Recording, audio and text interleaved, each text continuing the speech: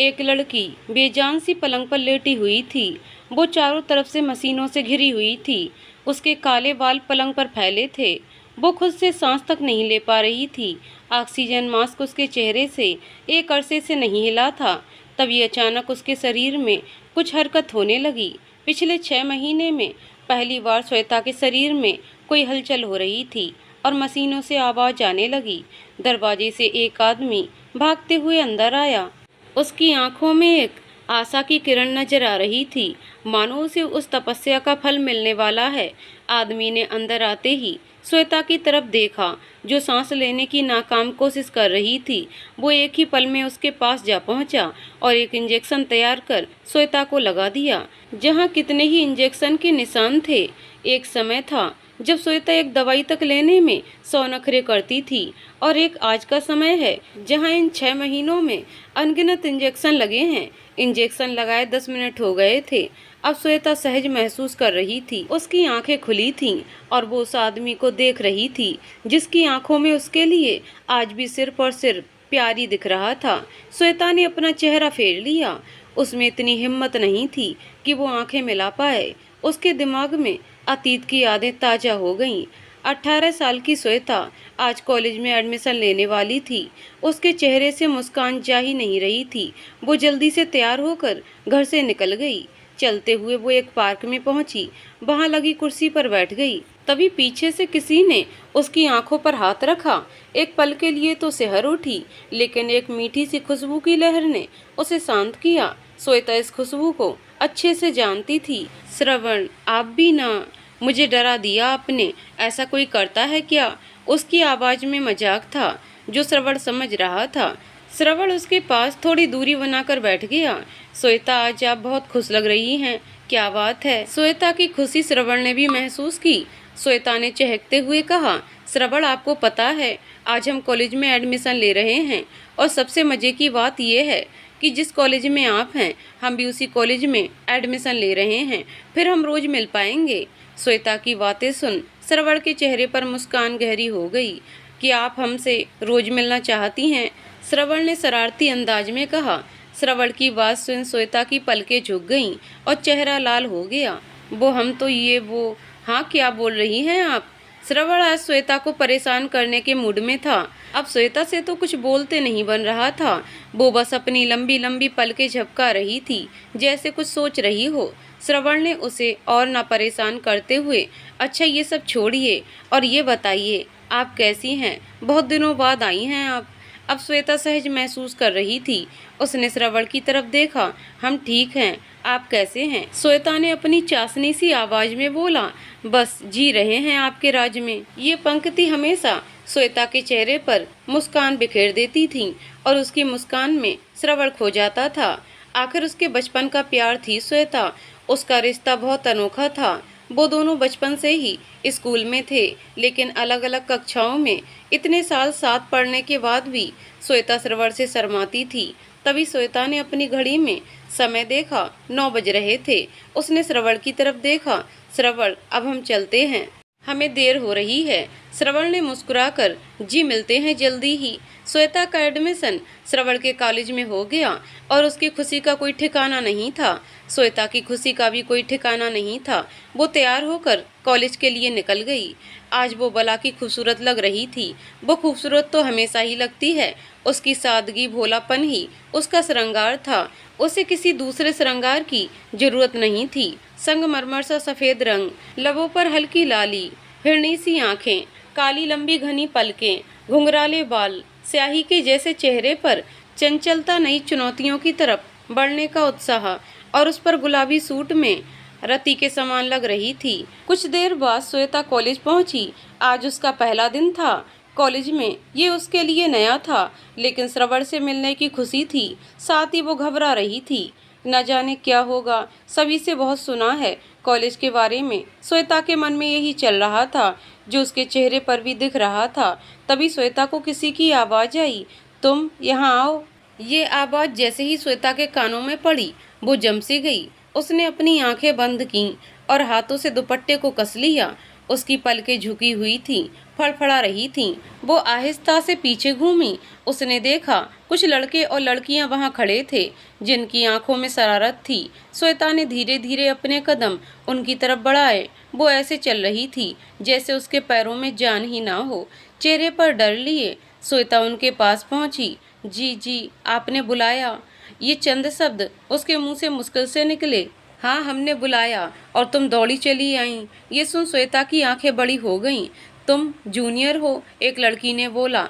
इसके उत्तर में श्वेता ने सिर्फ अपनी गर्दन हाँ में हिला दी। अच्छा, और हम तुम्हारे सीनियर हैं। चलो जल्दी से हमें खुश करो। ये सुनते ही श्वेता की पलकें कांपने लगीं। उसके हाथ दुपट्टे पर कस गए और धड़कन तेज होने लगी। वो सोचने लगी, अब मैं क्या करूं, कैसे खुश करूं इन्हें। हेलो मिस, जल्दी करो, हमारे पास पूरा दिन नहीं है। ये उसने शरारती लहजे में बोला, लेकिन श्वेता समझ ना पाई। श्वेता की पलकें गीली होने लगी, उसका सफेद चेहरा लाल होने लगा, शरीर कांपने लगा। तभी एक आंसू की बूंद जमीन पर गिरी। क्या हो रहा है यहाँ? एक तेज आवाज ने सबका ध्यान उस ओर किया, लेकिन श्वेता अपनी जगह से ना हिली। श्रवण वहां आया। उसका चेहरा लाल था। उसने गुस्से से भरी नजरें श्वेता की ओर कीं। उसके दिल में एक दर्द महसूस हुआ। श्वेता की आंखों में आंसू थे। तुम्हारी हिम्मत कैसे हुई श्वेता को रुलाने की? अब श्वेता के सब्र का बांध टूट गया। वो झट से श्रवण के गले लग गई और सिसकते हुए रोने लगी। श्रवण को समझ नहीं आया कि ऐसा क्या हुआ जो श्वेता इतना रो रही है। उसने श्वेता को खुद से अलग किया और वहां लगी बेंच पर बैठाकर उसके पास बैठ गया। श्वेता, क्या हुआ? उन्होंने आपको कुछ कहा? क्या बात हुई? लेकिन श्वेता तो बस आंसू बहा रही थी। उन्होंने बोला कि मैं उन्हें खुश करूं, पर मैं उन्हें कैसे खुश करती? ये सब श्वेता ने अटकते हुए बोला। इस समय वो बहुत ही दिलकश लग रही थी। मखमल सा गुलाबी चेहरा दुनिया भर की मासूमियत लिए था। श्रवण मन में, आज दोबारा मैं अपना दिल आप पर हार बैठा। श्वेता, हमने सुना है प्यार दोबारा नहीं होता, लेकिन हमें तो हुआ, वो भी आपसे ही। ये सब सोचते हुए श्रवण के चेहरे पर एक मुस्कान थी। श्रवण ने उसके आंसू पोंछे। इसी तरह दिन बीतते गए और 1 साल हो गया। श्रवण और श्वेता का प्यार और गहरा हो गया था।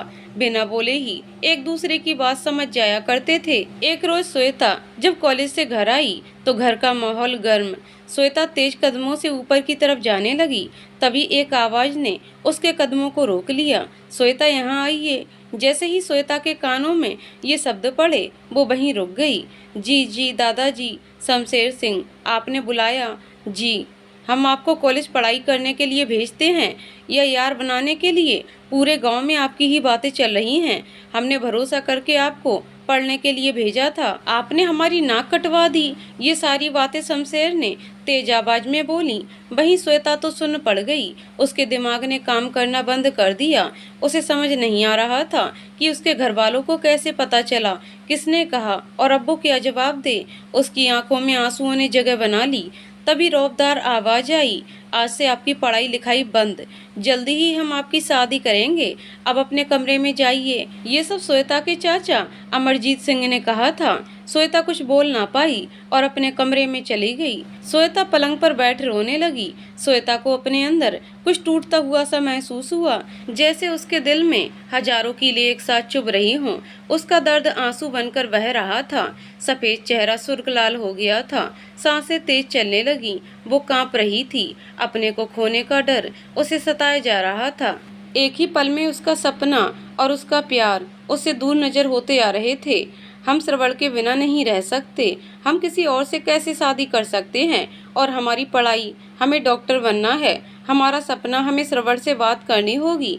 तभी वहाँ प्राची आई। दीदी, आप ठीक तो हैं? बाबा ने आपको बहुत डांटा। रोइए मत, सब ठीक हो जाएगा। श्वेता ने मुश्किल से अपने आंसू रोके और उसने रुंधे हुए गले से मुश्किल से कुछ शब्द निकले। ठीक है प्राची, तुम जाओ, मुझे थोड़ी देर अकेले में रहना है। इन सब से बेखबर श्रवण अपने एग्जाम की तैयारी कर रहा था। वो डॉक्टर बनने वाला था। श्वेता और श्रवण दोनों ही डॉक्टर बनना चाहते हैं। श्रवण का इस दुनिया में कोई नहीं है। एक मौसी थी जो कुछ सालों पहले चल बसी। उसके बाद से श्रवण पार्ट टाइम जॉब करके अपना खर्चा उठाता और उसकी पढ़ाई स्कॉलरशिप से चल रही थी। रात का समय, सभी लोग गहरी नींद में थे। उस सन्नाटे को चीरती हुई धीमी धीमी पायल की आवाज आ रही थी। श्वेता अपने कमरे में से निकली। उसकी सांसें इतनी तेज थीं कि सुनाई दे रही थीं। उसके चेहरे पर डर और माथे पर पसीने की बूंदें थीं, जैसे वो कोई बड़ा जोखिम भर का काम करने जा रही हो। दबे पांव वो घर के दरवाजे पर पहुंची और दरवाजा खोलने के लिए हाथ बढ़ाया। तभी किसी ने उसके कंधे पर हाथ रखा। श्वेता की सांसें अटक गईं। धड़कन बुलेट ट्रेन की रफ्तार से चलने लगी। आंखों में खौफ नजर आने लगा। वो धीरे से पीछे पलटी। पापा आप। ये चंद शब्द उसके मुंह से मुश्किल से निकले। उसकी आवाज में एक कंपन था। वो हद से ज्यादा डर गई थी। बेटा चलो, मुझे कुछ बात करनी है। उसके बाद तुम्हें जहाँ जाना है जा सकती हो, जिससे मिलना है मिल सकती हो। केशव, श्वेता के पिता की आंखों में एक डर था, साथ ही अपनी बेटी के लिए चिंता। आखिर एक पिता ही अपनी बेटी को सबसे ज्यादा समझता है। उसके अच्छे भविष्य के हजारों सपने देखता है, हमेशा उसे खुश देखना चाहता है। देखो बेटा, मैंने आज तक तुम्हें किसी भी चीज के लिए नहीं रोका, घर वालों से लड़कर तुम्हें पढ़ने के लिए भेजा, लेकिन अब मेरी इस घर में कोई नहीं सुनेगा। वैसे भी उस श्रवण के पास कुछ नहीं है, वो तुम्हें कैसे खुश रखेगा? वो एक पार्ट टाइम जॉब करता है। हमने तुम्हें बहुत नाजूक से पाला है बेटी, और वह सपने कुछ नहीं होते हैं। अपनी माँ को ही देखो, घर गृहस्थी संभाल रही हैं, कितनी खुश हैं, और प्यार तुम्हें दोबारा हो जाएगा, जिसके साथ तुम अपनी पूरी जिंदगी रहोगी। हम तुम्हारे लिए बहुत अच्छा लड़का देखेंगे, जो तुम्हें खुश रखेगा, तुम्हें हर चीज देगा जो तुम्हें चाहिए, तुम्हें रानी बनाकर रखेगा। वो श्रवण अनाथ है, उसके परिवार के बारे में कुछ नहीं पता। और हाँ, अगर तुम श्रवण से मिलने गई तो अमरजीत उसे मार देंगे। तुम तो उन्हें जानती ही हो। उसके लिए सबसे पहले घर की इज्जत है। श्वेता बिन बोले अपने कमरे में चली गई। उसके पास बोलने को कुछ नहीं था। बोलती भी तो क्या, उन्होंने जो भी बोला गलत नहीं था। उसके दिमाग में सारी बातें चलने लगी। उसके पिता ने जो भी बोला वो काफी हद तक उसके दिमाग को सही लग रहा था, लेकिन दिल मानने को तैयार नहीं था। लेकिन जो बात उसके दिल पर सबसे ज्यादा लगी थी वो थी अमरजीत श्रवण को मार देगा। अब जंग उसके दिल और दिमाग के बीच थी। कुछ दिन ऐसे ही बीत गए। श्वेता घर से बाहर नहीं निकल पा रही थी, किसी घर वाले से बात भी नहीं करती, अपने में ही खोई सी रहती। कॉलेज, रेणु, क्या तुम्हें पता है श्वेता कहाँ है? बहुत दिनों से कॉलेज नहीं आई और मेरी उससे बात भी नहीं हुई। मुझे नहीं पता श्वेता कहाँ है, लेकिन अगर तुम चाहो तो आज मैं उसके घर जाकर पता कर सकती हूँ। रेणु ने श्रवण के करीब आते हुए बोला। ठीक है, तुम पता करके मुझे बता देना, मैं चलता हूँ। श्रवण को रेणु कभी पसंद नहीं थी, लेकिन वो श्वेता की दोस्त थी, इसलिए वो उसे झेल लिया करता था। वो हमेशा श्रवण से चिपकती रहती थी। श्वेता अपने रूम में थी, तभी दरवाजे पर नॉक की आवाज आई। श्वेता ने बेमन से दरवाजा खोला। सामने रेणु थी। रेणु, तुम यहाँ? हाँ वो, तुम काफी दिनों से कॉलेज नहीं आई तो मैं देखने चली आई। तुम ठीक तो हो ना? श्वेता के चेहरे पर एक अजीब सी मुस्कान थी। हाँ, मैं बिल्कुल ठीक हूँ। अगर तुम्हारी जैसी दोस्त हो तो मुझे भला क्या हो सकता है? तुम्हें पता है रेणु, मैंने एक बात सुनी थी, दुश्मन सिर्फ सामने से वार करने वाला ही नहीं होता। कुछ दुश्मन ऐसे होते हैं जो हमारे साथ रहकर हमारी सारी कमजोरियां जानकर पीठ पीछे वार करता है। श्वेता की बातें रेणु को अच्छे से समझ आ रही थीं, पर उस समय मुझे इस बात पर यकीन नहीं हुआ, लेकिन आज मुझे बहुत अच्छे से समझ आ रहा है। ये तुम क्या बोल रही हो श्वेता? रेणु, रेणु, रेणु, तुम्हें पता है, मुझे आज पता चला कि तुम इतनी अच्छी एक्टर हो। मेरे घर वालों को मेरे और श्रवण के बारे में तुमने बोला, अब यहाँ आकर मेरा हाल चाल पूछ रही हो। अगर तुम में थोड़ी सी भी शर्म होती ना तो मेरे सामने ना आती। अब निकल जाओ यहाँ से और दोबारा मुझे अपनी शक्ल मत दिखाना। आज पहली बार श्वेता इतने गुस्से में थी, वरना वो हमेशा खुश रहती थी या चुप रहती थी, गुस्सा कभी नहीं करती थी। श्वेता की बातें सुन रेणु बिना कुछ बोले सर झुकाए वहाँ से चली गई। श्वेता की आंखों में आंसू आ गए। उसे यकीन नहीं हो रहा था कि उसकी सबसे अच्छी दोस्त ने उसके साथ ऐसा किया। अगले दिन कॉलेज में रेणु आंखों में आंसू लिए श्रवण के सामने खड़ी थी। श्रवण, तुम्हारे बोलने पर मैं श्वेता से मिलने गई, लेकिन उसने मुझे बहुत कुछ सुनाया। उसने बोला वो तुम्हारे जैसे अनाथ के साथ कभी नहीं रहेगी। वो तुमसे प्यार नहीं करती और ना ही तुमसे मिलना चाहती है। ये तुम क्या बोल रही हो रेणु? श्वेता कभी ऐसा नहीं बोल सकती।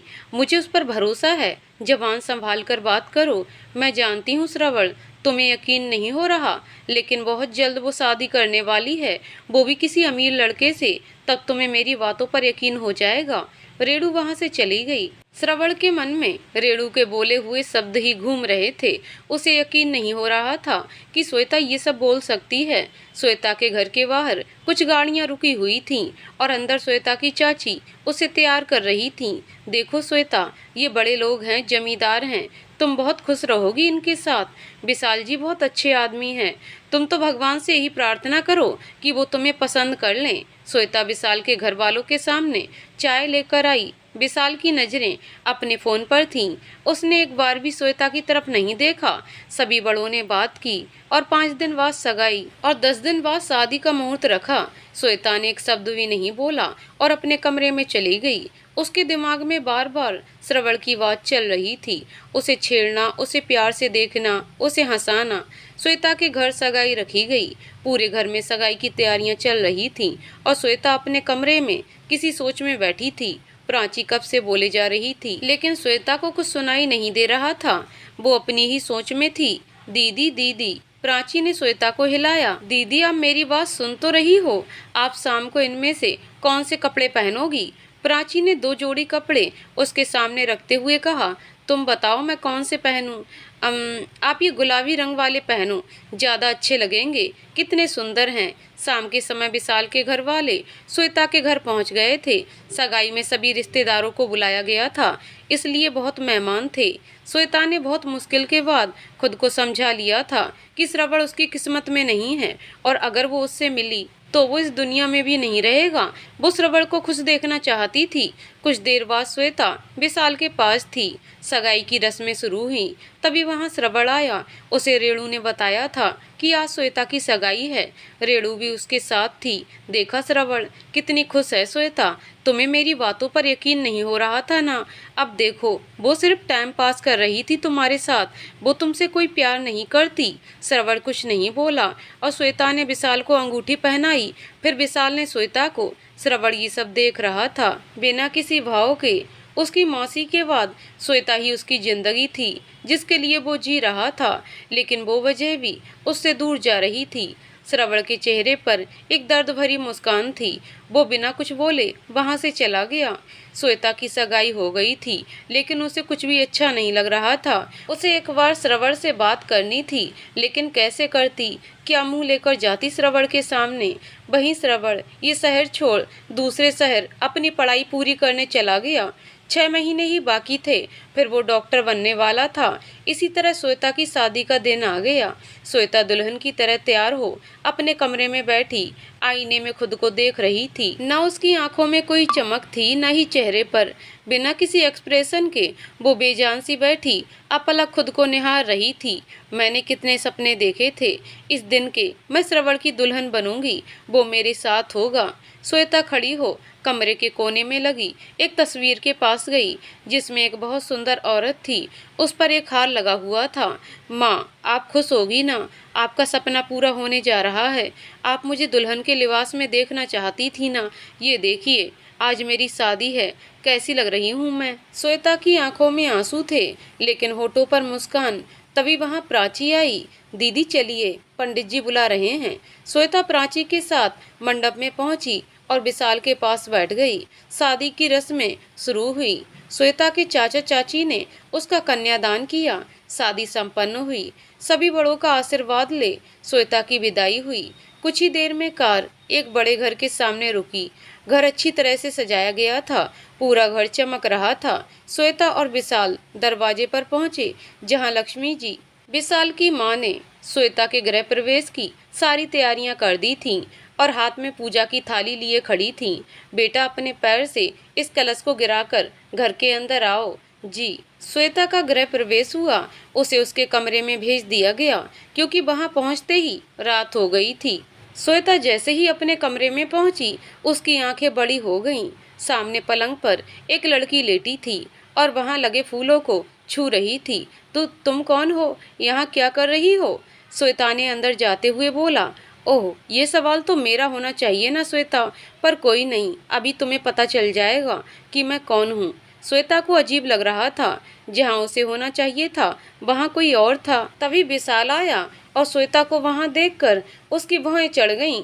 तुम यहाँ क्या कर रही हो? विशाल ने बेरुखी से कहा। ये सवाल आपको इनसे पूछना चाहिए, मुझसे नहीं, ये मेरा कमरा है। श्वेता ने आराम से कहा। ओह अच्छा, तुम्हें लगता है मैं तुम्हें अपनाऊंगा, रानी बनाकर रखूंगा? तो ये तुम्हारी गलतफहमी है, समझी? ये है मेरी जान लता, मैं इससे प्यार करता हूँ। अब निकलो यहाँ से। श्वेता की आंखों में आंसुओं ने जगह बना ली। उसके दिल में एक दर्द उठा। उसका ही पति उसे अपने ही कमरे से बाहर निकाल रहा है, वो भी किसी दूसरी औरत के लिए। लता के चेहरे पर टेढ़ी मुस्कान थी। लेकिन आपने तो मुझसे शादी की है ना? अच्छा, तुम्हें क्या लगा मैं तुमसे प्यार करता हूँ? नहीं, मुझे बस तुम्हारे घर के पास वाली जमीन चाहिए थी। साला बुढ़ा देने को तैयार नहीं था, तो मैंने दूसरा रास्ता निकाला, तुमसे शादी की और वो जमीन दहेज में ले ली और रकम भी नहीं देनी पड़ी। श्वेता की आंखें बड़ी हो गईं। उसे यकीन नहीं हो रहा था कि कोई ऐसा भी कर सकता है, एक टुकड़े जमीन के लिए किसी की पूरी जिंदगी बर्बाद कर सकता है। आपने जमीन के लिए शादी की?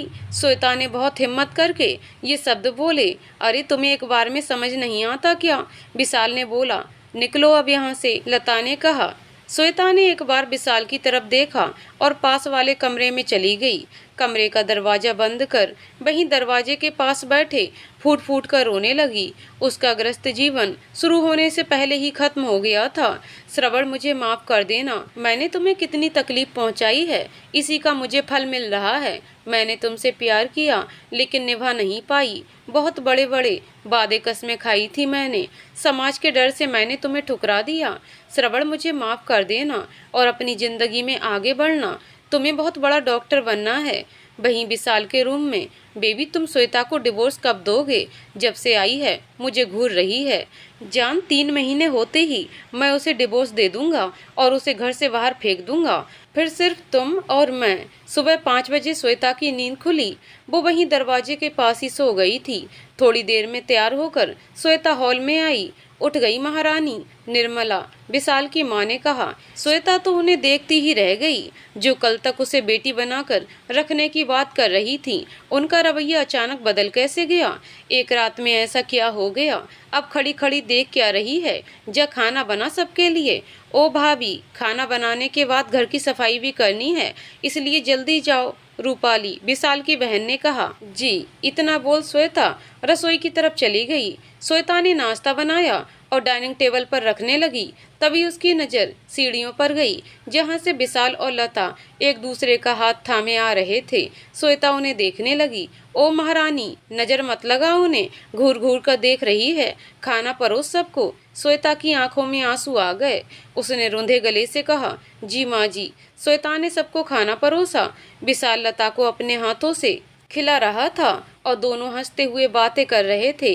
श्वेता उसकी पत्नी होते हुए भी गैरों की तरह दूर खड़ी ये सब देख रही थी। पापा, ये है सुखी ग्रस्त जीवन। किसी ने सही कहा है, जिसकी जिंदगी में खुशियां नहीं लिखी होती, वो चाहे लाख कोशिश कर ले, उसकी जिंदगी में खुशियां नहीं आएंगी। इस तरह पूरे दिन श्वेता घर का काम करती और रात में उस कमरे में उसने मान ही लिया था कि यही उसकी जिंदगी है, उसे कोई नहीं बदल सकता। तभी वहाँ रूपाली आई। भाभी, आपके पिताजी इस दुनिया में नहीं रहे, चलिए भैया आपको वहाँ छोड़ देंगे। श्वेता के अंदर इतनी भी हिम्मत नहीं बची थी कि उसके मुंह से एक शब्द भी निकले। वो कांपते हुए पैरों से गाड़ी तक पहुंची और बैठ गई।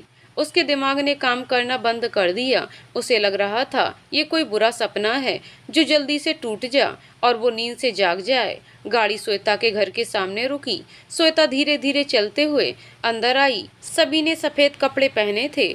उसके आते ही अर्थी को उठाया गया और ले गए। श्वेता वहीं बेहोश होकर गिर गई। विशाल थोड़ी देर तक रुकने के बाद चला गया।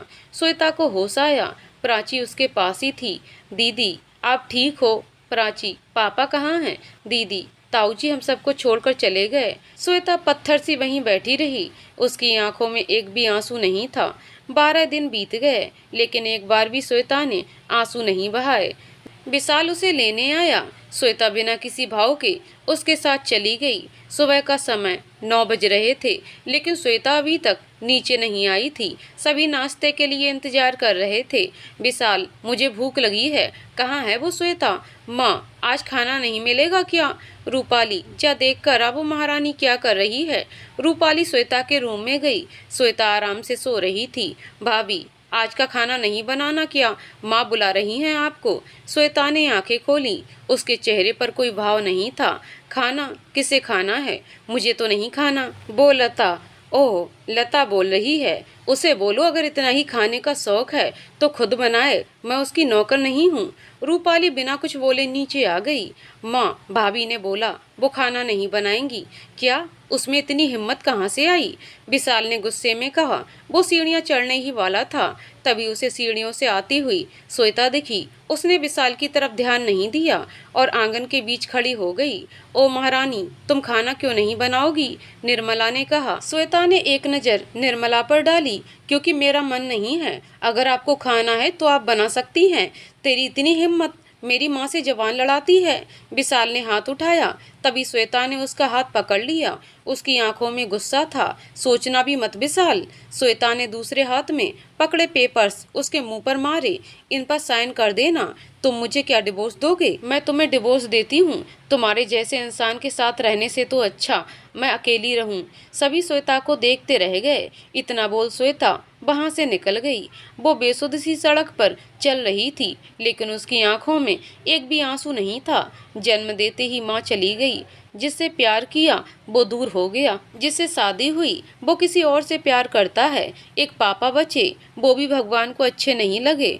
वह क्या किस्मत पाई है मैंने, ऐसी किस्मत किसी की ना हो। वो अपने घर पहुंची। तुम यहाँ क्या कर रही हो श्वेता? और विशाल जी कहाँ हैं? तुम्हारे साथ नहीं आए? अमरजीत ने बोला। मैंने विशाल को डिवोर्स दे दिया। श्वेता ने बिना किसी भाव के बोला और अंदर जाने लगी। तभी एक रौबदार आवाज श्वेता के कानों में पड़ी। वहीं रुक जाओ। श्वेता वहीं रुक गई। जी दादाजी, कहिए, ये क्या करके आई हैं आप? आपने विशाल को तलाक दे दिया। जाइए उनसे माफ़ी मांगिए। वही आपका घर है, आपको वहीं रहना है। एक लड़की की डोली उसके घर से उठती है और अर्थी ससुराल से। लोगों को पता चला तो समाज में क्या इज्जत रह जाएगी हमारी। दादाजी, मैं क्यों माफ़ी मांगूं? मैं दोबारा उस घर में कदम तक नहीं रखूंगी। वो निर्लज्ज आदमी पत्नी के होते हुए भी घर में दूसरी औरत को रखता है। मैं उस घर में सिर्फ एक नौकरानी हूँ। उसने मुझसे शादी सिर्फ जमीन के लिए की थी, और रही बात डोली की तो मैं उसके लिए मरूंगी नहीं। ये आप क्या बोल रही हैं श्वेता? और जमीन के बारे में आपसे किसने कहा? विशाल ने ही कहा था। मैं उस घर में नहीं जाऊंगी। इतना बोल श्वेता अपने कमरे में चली गई। वहीं दूसरी तरफ श्रवण ने मेडिकल के एग्जाम दिए और पास भी हुआ। वो डॉक्टर बन गया। डॉक्टर श्रवण। जैसे ही ये आवाज़ श्रवण के कानों में पड़ी, उसने अपनी आंखें बंद कर लीं। बोलो रेणु, क्या हुआ? तुम यहाँ क्या कर रही हो? वो, तुम मेरे साथ कॉफ़ी पीने चलोगे? नहीं, मुझे काम है। श्रवण, तुम कब तक उस श्वेता को याद करोगे? उसके लिए ऐसे अकेले रहोगे? वो अपनी ज़िंदगी में आगे बढ़ चुकी है और बहुत खुश भी है। वो धोखेबाज है। उसने तुम्हें धोखा दिया है। श्रवण का चेहरा सख्त हो गया। रेणु, तुम्हें श्वेता के बारे में कुछ भी बोलने का कोई हक नहीं है। अब जाओ यहाँ से, मुझे काम है। रेणु पैर पटकते हुए वहाँ से निकल गई। श्वेता, तुम्हारी वजह से, सिर्फ तुम्हारी वजह से श्रवण मेरा नहीं हुआ। श्रवण वहीं चेयर पर बैठ गया। श्वेता, पता नहीं क्यों ऐसा लगता है पूरी दुनिया झूठी, मेरी आंखें भी झूठी, मैंने जो देखा वो भी झूठा, सिर्फ तुम सच्ची हो। काश ऐसा हो और तुम मेरे पास आ जाओ। काश। कुछ दिन बीत गए। श्वेता बैठी खिड़की से बाहर देख रही थी, तभी वहाँ उसकी चाची आईं। श्वेता, क्या कर रही हो? कुछ नहीं चाची, आइए बैठिए। श्वेता, मैं जानती हूँ तुम्हारे साथ हुआ बहुत बुरा हुआ, लेकिन हम जिंदगी जीना तो नहीं छोड़ सकते ना। तुम्हारे सामने पूरी जिंदगी पड़ी है, तुम अकेले कैसे बिताओगी? कोई हमसफ़र तो होना चाहिए ना। मेरी बात सुनो, मेरे चाचा का लड़का है, वो तुमसे शादी करने को तैयार है। एक बार उससे मिल लो। चाची, मुझे शादी नहीं करनी। श्वेता, तुम मेरी बात समझ क्यों नहीं रही हो? तुम कब तक यहाँ रहोगी? और तुम्हारी वजह से मेरी प्राची से भी कोई शादी नहीं करेगा। चाची, आप देखो श्वेता, मैं तुम्हारी दुश्मन नहीं हूँ। तुम मेरे लिए प्राची जैसी ही हो। मैं तुम्हारा भला चाहती हूँ। लोग तरह तरह की बातें बना रहे हैं, तुम तो घर में रहती हो, हमें तो समाज में जाना पड़ता है। प्राची का घर से निकलना मुश्किल हो गया है। मैं तुम्हारे साथ कोई ज़बरदस्ती नहीं कर रही हूँ, लेकिन इस बारे में सोचना ज़रूर। और हाँ, सभी को एक तराजू में नहीं तोल सकते हैं। एक बार उससे मिलने में क्या हर्ज है। इतना बोल चाची वहाँ से चली गई। श्वेता वहीं लेट गई। ये क्या हो रहा है? चाची ने जो भी बोला वो सही है, लेकिन मैं शादी नहीं करना चाहती हूँ। श्रवण, तुम सही थे, मुझे अपने लिए आवाज़ उठानी ही पड़ेगी। श्वेता मन मारकर रविंद्र से मिलने को तैयार हो जाती है। वो नहीं चाहती थी कि उसकी वजह से किसी को तकलीफ पहुँचे। श्वेता चाची के रूम के बाहर आ गई। चाची, मैं अंदर आ जाऊं? हाँ श्वेता, आओ ना, तुम्हें पूछने की क्या ज़रूरत है? चाची, मैं जानती हूँ आप मुझे प्राची जैसी ही मानती हो, और अगर आप बोल रही हो तो मैं रविंद्र से ज़रूर मिलूंगी। चाची ने श्वेता को गले लगा लिया। श्वेता, तुम्हारा बहुत बहुत शुक्रिया। तुम देखना, तुम्हें रविंद्र पसंद आ जाएगा। श्वेता मन में, चाची, जो मुझे पसंद था, जो मेरा था, वो ही मेरा नहीं हुआ तो किसी और से क्या उम्मीद करूं? क्या हुआ श्वेता? कुछ नहीं चाची, मुझे एक बात समझ में आ गई। भगवान ने मेरी जिंदगी में प्यार नहीं लिखा। मैं चलती हूँ। श्वेता आईने के सामने खुद को देख रही थी। क्या फायदा इस खूबसूरती का? श्वेता, तुम तैयार हो गई? चलो, रविंद्र तुम्हारा इंतजार कर रहा है। चाची ने कमरे में आते हुए कहा। जी चाची, चलिए। श्वेता ने लाल रंग का सूट पहना था, जो उस पर बहुत खूबसूरत लग रहा था। हल्का सा मेकअप, खुले बाल, वो बहुत सुंदर लग रही थी, लेकिन उसकी आंखें खाली थीं। चेहरे पर कोई चमक नहीं थी। श्वेता, बहुत सुंदर लग रही हो, बिल्कुल अपनी माँ के जैसी। श्वेता जैसे ही पहुंची, वहाँ एक आदमी बैठा था जिसकी उम्र 30 साल की थी। वो था रविंद्र। वो श्वेता को ऊपर से नीचे तक स्कैन कर रहा था, जिससे श्वेता को असहज महसूस हो रहा था। वो वहाँ रविंद्र के सामने सोफे पर बैठ गई। अभी भी रविंद्र की नज़र बराबर श्वेता पर बनी हुई थी। तभी वहाँ चाची आई। रविंद्र, जाओ श्वेता, श्वेता को कहीं बाहर ले जाओ और एक दूसरे को समझो, जिंदगी में आगे बढ़ो। जी दीदी, चलिए। श्वेता को बहुत अजीब लग रहा था। उसे रविंद्र ठीक आदमी नहीं लग रहा था, लेकिन अपनी चाची की बात रखने के लिए वो उसके साथ चली गई। रविंद्र की कार थी। श्वेता पीछे का दरवाजा खोलने लगी। श्वेता, आगे बैठो। श्वेता बिना कुछ बोले आगे बैठ गई। कुछ देर बाद वो एक पुराने से घर के सामने रुके। श्वेता को वो जगह अजीब लगी। वहाँ कोई नहीं था, सुनसान जगह थी। एक अजीब से डर ने श्वेता को घेर लिया था। हम यहाँ क्यों आए हैं? रविंद्र के चेहरे पर टेढ़ी मुस्कान थी। क्योंकि यहाँ कोई तुम्हारी आवाज़ नहीं सुन पाएगा। रविंद्र ने श्वेता की गर्दन पर सांसें छोड़ते हुए कहा। रविंद्र की बात सुन श्वेता की आंखें बड़ी हो गईं। वो झट से उससे दूर हो गई। ये क्या बोल रहे हो? वही जो तुमने सुना। ओह, तुम तो बड़ी भोली बनती हो। पहले आशिक बनाया, उससे दिल भर गया, तो पैसे वाले आदमी से शादी कर ली और फिर उसे भी तलाक दे दिया, और अब बेचारी बनकर मुझसे शादी करना चाहती हो। ये सब सुन श्वेता अजीब नज़रों से रविंद्र को देखने लगी। लोगों की सोच कितनी छोटी है। वो विशाल पत्नी के होते हुए दूसरी औरत रखे, इससे किसी को कोई दिक्कत नहीं, लेकिन श्वेता के तलाक देने से सभी को दिक्कत थी। ये क्या बोल रहे हो तुम? तुमने ही चाची से बोला कि तुम मुझसे शादी करना चाहते हो। चुप, मैं कोई शादी नहीं करना चाहता तुमसे, समझी? वो तो सोचा अगर दीदी इतनी जिद कर रही हैं तो एक बार तुम्हें चख लिया जाए। वैसे भी इतने लोगों के साथ रह चुकी हो, तुम्हें क्या ही फर्क पड़ेगा। एक बार मुझे भी खुश कर दो, और जो कीमत तुम बोलोगी मैं तुम्हें दे दूंगा। श्वेता की आंखें लाल हो गईं। उसका शरीर कांपने लगा। उसने एक थप्पड़ रविंद्र के मुंह पर जड़ दिया। रविंद्र का चेहरा दूसरी तरफ हो गया। हिम्मत कैसे हुई तुम्हारी ये सब बोलने की? तुम्हें मैं कोई चीज लगती हूँ क्या जिसकी तुम कीमत लगाओगे? और मेरे प्यार के बारे में कुछ भी बोलने का तुम्हें हक नहीं है। अपनी हद में रहो। तेरी इतनी हिम्मत, तुमने मुझ पर हाथ उठाया, और तुम क्या कर लोगी? यहाँ तुम्हारी आवाज़ सुनने के लिए कोई नहीं है। श्वेता व्यंग भरी मुस्कान के साथ बोली। जहाँ मेरे अपने थे, हजारों लोग थे, वहाँ भी मेरी आवाज़ किसी ने नहीं सुनी, तो इस सुनसान जगह में तो मैं क्या ही उम्मीद करूँ? रविंद्र श्वेता के साथ जबरदस्ती करने लगा। उसने श्वेता का दुपट्टा दूर फेंक दिया। श्वेता उससे छूटने की नाकाम कोशिश करने लगी, लेकिन रविंद्र ने एक थप्पड़ जड़ दिया। श्वेता के होठों के किनारे से खून निकलने लगा। पूरा चेहरा लाल हो गया। जैसे तैसे खुद को छुड़वाकर वो सड़क की तरफ भागी। तभी एक ट्रक श्वेता की तरफ बढ़ा। श्वेता होठों पर मुस्कान ले उस ट्रक के सामने खड़ी हो गई। रविंद्र ने श्वेता की तरफ देखा। और अपनी आंखें बंद कर लीं। श्रवण की पोस्टिंग अपने गांव हो गई थी। श्रवण को अपने गांव अच्छा तो लग रहा था, लेकिन यहाँ श्वेता की यादों ने उसे घेर लिया। उसका दिल बेचैन हो रहा था। उसने अपना सफेद कोट उठाया और हॉस्पिटल की तरफ निकल गया। श्वेता ट्रक के सामने खड़ी हो गई। तभी उस ट्रक ने श्वेता को टक्कर मारी। श्वेता दूर पत्थर पर गिरी। उसके सर से खून बहने लगा। वो वहीं बेहोश हो गई। रविंद्र उसके पास आया और चेक करने लगा, कहीं मर तो नहीं गई। अब क्या करूं? दीदी को क्या बोलूंगा? एक काम करता हूं, इसे यहीं छोड़ देता हूं। इतना बोल रविंद्र अपनी कार लेकर वहां से चला गया। वहीं श्वेता खून में लथपथ थी। उसकी सांसें ना के बराबर चल रही थीं। तभी वहां से एक कार गुजरी। उसमें बैठी औरत की नज़र श्वेता पर पड़ी। ड्राइवर, कार रोको। क्या हुआ मैडम? देखो वहाँ कोई, चलो उसकी मदद करते हैं। लेकिन मैडम, अगर ये कोई जाल हुआ तो हम तो उसे जानते भी नहीं। लोगों की इसी सोच की वजह से मेरी स्वाति मेरे साथ नहीं है। मैडम माफ़ कर दीजिए, चलिए मदद करते हैं। वो औरत एक डॉक्टर थी। उसने देखा श्वेता की सांसें अभी रुकी नहीं हैं। जल्दी करो, इसे कार में ले चलो, अभी इसकी सांसें चल रही हैं। कुछ देर बाद वो औरत श्वेता को हॉस्पिटल ले आई और ऑपरेशन की तैयारी करने लगी। जाओ डॉक्टर श्रवण को बोलो वो मुझे इस ऑपरेशन में असिस्ट करें। श्रवण अपने केबिन में किसी गहरी सोच में था। तभी दरवाजे पर नॉक की आवाज़ आई। कम इन। डॉक्टर श्रवण, मेघना मैम आपको बुला रही हैं। चलो मैं आता हूँ। श्रवण मेघना के केबिन में पहुँचा। मैम, आपने बुलाया? हाँ श्रवण, एक बहुत ही कॉम्प्लिकेटेड केस है। वो लड़की बहुत ही बुरी तरीके से जख्मी है। उसके सर पर बहुत गहरी चोट लगी है, लेकिन फिर भी उसकी सांसें चल रही हैं। धीरे ही सही, पर चल रही हैं। ठीक है मैम, मेरे लिए ऐसा पहला केस है।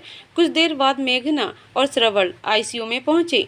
नर्स ने पहले ही श्वेता के चेहरे से खून साफ कर दिया था। मेघना ने ऑपरेशन स्टार्ट किया। कुछ समय तक श्रवण दूर खड़ा रहा। तभी मेघना ने उसे पास आने का इशारा किया। जैसे ही श्रवण ने श्वेता का चेहरा देखा, उसकी सांसें रुक सी गईं। सोचने समझने की शक्ति खत्म हो गई। उसे सब कुछ घूमता सा लगने लगा और अगले ही पल वो जमीन पर पड़ा था। नर्स, डॉक्टर श्रवण को बाहर लेकर जाओ और दूसरे डॉक्टर को भेजो। गो फास्ट। 2 घंटे ऑपरेशन चला। अब श्वेता नॉर्मल थी। श्रवण की आंखें खुली। उसके पास राहुल था, श्रवण का डॉक्टर दोस्त। श्रवण जल्दीबाजी में उठने लगा। क्या कर रहा है भाई? थोड़ी देर आराम कर। नहीं, मुझे श्वेता के पास जाना है। कौन श्वेता?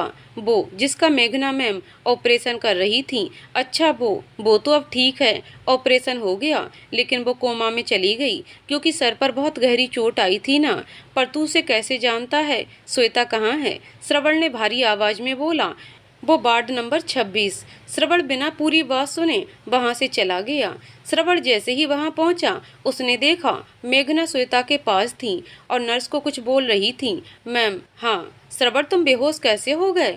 अगर तुम ऐसे ही बेहोश होगे तो आगे केस कैसे संभालोगे? श्रवण ने बिना मेघना की बात पर ध्यान दिए बोला।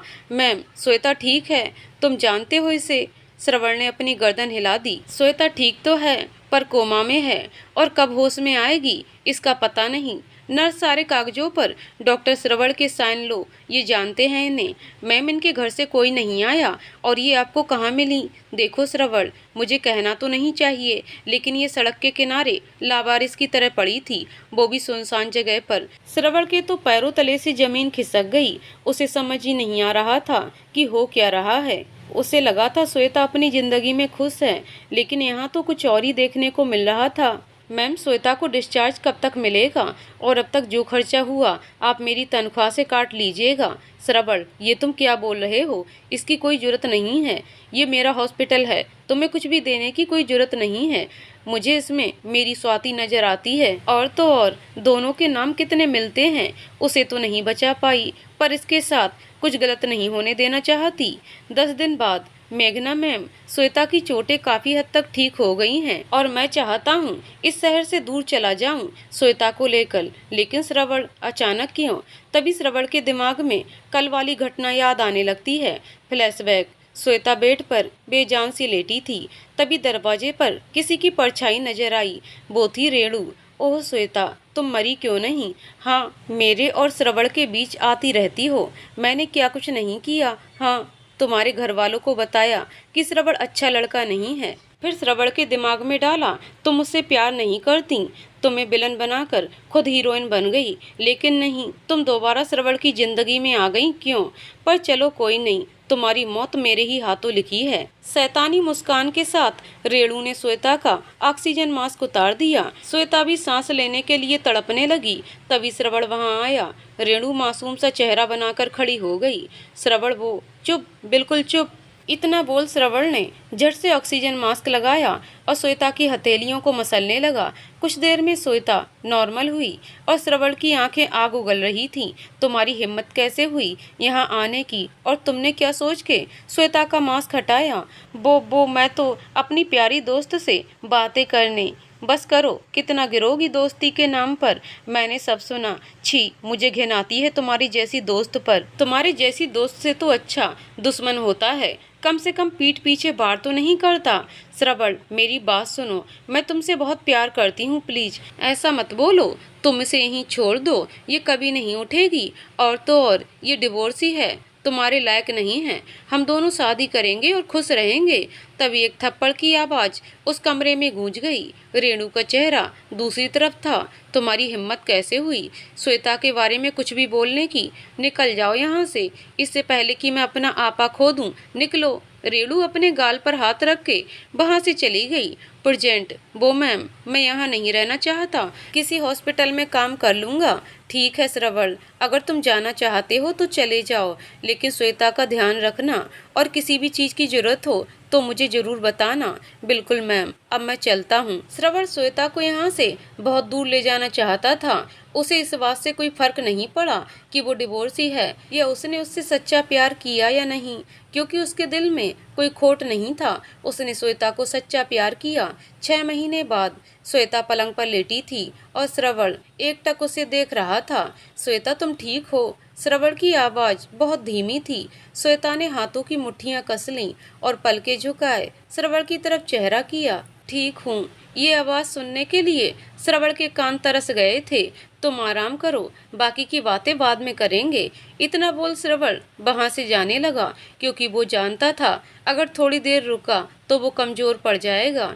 श्रवण दरवाजे तक पहुंचा, तभी उसके कानों में एक मीठी सी आवाज सुनाई पड़ी। सुनो श्रवण। श्रवण के पैर वहीं रुक गए। वो श्वेता के पास आ गया।